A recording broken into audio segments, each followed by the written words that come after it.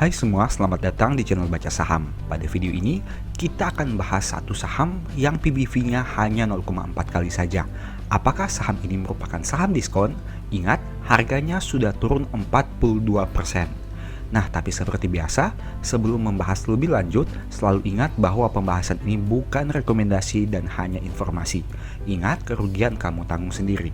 Dan nanti, di akhir video ini akan ada kesimpulan yang saya sampaikan. Untuk itu, nonton video ini hingga selesai. Saat ini kita akan membahas saham ISSP. Nah, perusahaan ini merupakan perusahaan dalam negeri yang berpengalaman dalam memproduksi berbagai macam pipa baja atau tabung. Teman-teman bisa baca di sini untuk detail selengkapnya. Kita masuk kepada komposisi pemegang saham. Teman-teman bisa lihat bahwa 55% saham perusahaan dipegang oleh PT Cakra Bakti Paraputra dan 35% saham yang ada di masyarakat. Nah, di sini teman-teman bisa lihat bahwa jumlah saham di masyarakat tidak terlalu besar jika dibandingkan pemegang saham mayoritasnya. Kita bahas kepada probabilitas kenaikan harga setiap bulannya. Teman-teman bisa lihat di sini bahwa saham ISSP paling tinggi mengalami peningkatan di bulan Februari, April, dan Oktober dengan probabilitas kenaikan sekitar 67%. Artinya, dalam 9 tahun terakhir, 6 kali mengalami peningkatan dan hanya 3 kali saja yang mengalami penurunan. Nah, bagaimana dengan bulan Januari ini sendiri? Saat video ini dibuat, saham ISSP masih turun sekitar 1,63% pada bulan Januari tahun 2023. Dan hal itu menyebabkan probabilitas di bulan Januari hanya 50% saja. Artinya, setengah mengalami peningkatan, setengah mengalami penurunan jika dihitung dari total 10 tahun terakhir. Kemudian kita bahas neraca keuangan perusahaan ini. Teman-teman bisa lihat bahwa jumlah aset perusahaan ini mengalami peningkatan yang terus-menerus sejak tahun 2020, 2021, dan hingga video ini dibuat di Q3 2022. Teman-teman bisa juga lihat di sini bahwa mayoritas aset perusahaan berasal dari saldo persediaan dan aset tetap.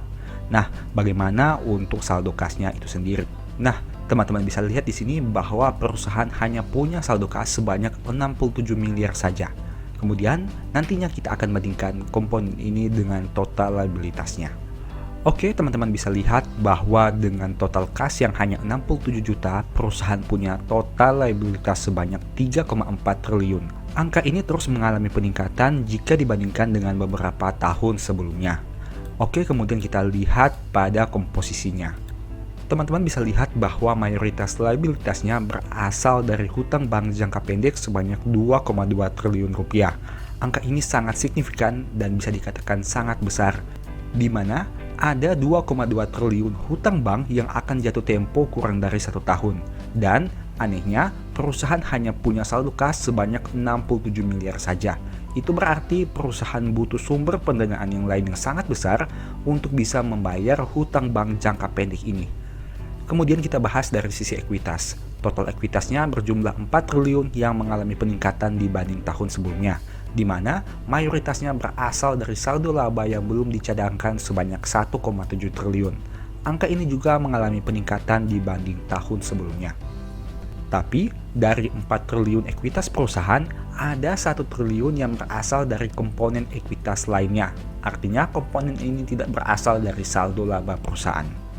Berikutnya kita bahas dari laba rugi. Teman-teman bisa lihat di sini bahwa perusahaan mencatat penjualan dan pendapatan jasa yang mengalami peningkatan dibanding tahun sebelumnya. Dan begitu juga dengan beban pokok pendapatannya yang mengalami peningkatan. Nah, ada yang menarik di sini. Teman-teman bisa lihat penjualannya meningkat, beban pokoknya juga meningkat. Tapi kenapa laba kotornya malah mengalami penurunan? Hal itu disebabkan karena kenaikan beban pokok pendapatan ini jauh lebih besar dibandingkan kenaikan penjualannya. Hal itulah yang menyebabkan kenapa laba kotornya malah mengalami penurunan. Sekarang kita lihat dampaknya terhadap laba periode berjalan. Teman-teman bisa lihat di sini bahwa laba perusahaan mengalami penurunan dari 445 miliar turun menjadi 292 miliar di tahun 2022. Seperti yang sudah kita bahas tadi, hal itu disebabkan karena kenaikan beban pokok penjualan yang jauh lebih signifikan dibandingkan kenaikan penjualannya.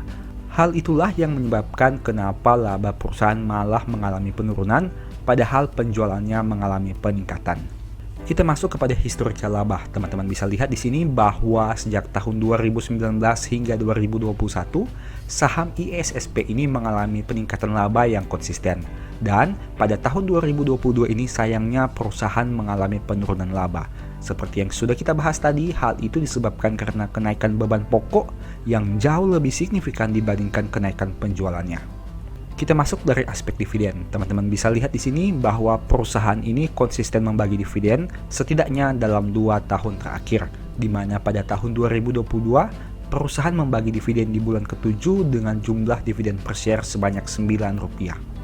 Nah, dengan dividen yang tadi kita bahas, perusahaan ini punya yield sekitar 3,7% jika membagi dividen per share dengan harga saham pada saat video ini dibuat.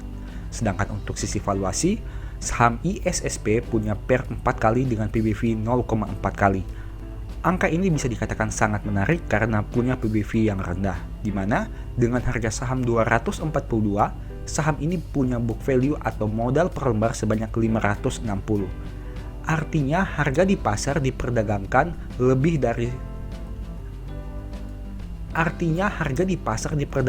kurang dari setengah dari modal perusahaan. Oke, sekarang kita bahas tentang rasionya.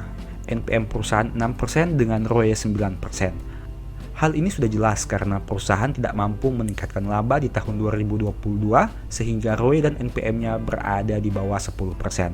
Nah, untuk debt to equity-nya sendiri, perusahaan punya DER 85%. Jika kita lihat secara sekilas, angka ini bisa dikatakan baik, di mana total hutangnya jauh lebih rendah dari total ekuitasnya.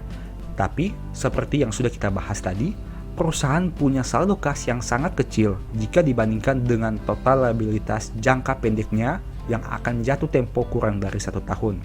Selain itu, mayoritas komponen liabilitas jangka pendeknya berasal dari hutang bank, yang mana berarti perusahaan butuh sumber pendanaan yang lain di luar kasnya untuk bisa melunasi seluruh hutang jangka pendeknya. Dan hal itu harus kamu pertimbangkan sebelum mengambil keputusan untuk membeli saham ini. Karena ingat, semakin rendahnya likuiditas, semakin tingginya risiko yang akan kamu hadapi. Selanjutnya kita bahas dari histori harga saham. Teman-teman bisa lihat bahwa dalam 1 tahun terakhir, saham ISSP sudah turun sekitar 42%. Di mana pada saat video ini dibuat di harga 242, jika kita melihat harga dalam 1 tahun terakhir, maka saham ISSP ini berada pada harga terendahnya. Bisa dikatakan seperti itu jika kita melihat data pada tampilan berikut ini. Nah, tapi teman-teman juga harus ingat bahwa jika dilihat dalam 5 tahun terakhir, saham ini pernah turun hingga ke angka Rp65, angka yang sangat luar biasa rendah. Dan jika kita bandingkan dengan harga saat video ini dibuat di angka 200-an, itu berarti masih terdapat gap yang cukup besar jika kita melihat dengan harga terendah 5 tahun terakhir. Berikutnya kita bahas dari historical PBV. Dengan PBV sekitar 0,4 kali, saham ini dijual dengan PBV yang lebih rendah dari PBV rata-ratanya khususnya dalam 3 tahun terakhir. Tapi, dengan melihat harga pada saat video ini dibuat, teman-teman akan mendapatkan fakta bahwa PBV 0,4 kali itu belum bisa dikatakan sebagai PBV yang sangat murah, karena saham ini pernah turun hingga di bawah 0,3 kali PBV-nya. Nah, tapi di sisi yang lain, mereka juga pernah naik hingga ke PBV 0,9 kali. Kita masuk kepada kesimpulan. Apakah saham ISSP ini menarik untuk dibeli di harga 242? Menurut saya belum. Dan teman-teman harus mempertimbangkan banyak aspek sebelum teman-teman mengambil keputusan untuk membeli saham ini. Memang secara valuasi PBV-nya hanya 0,4 kali saja.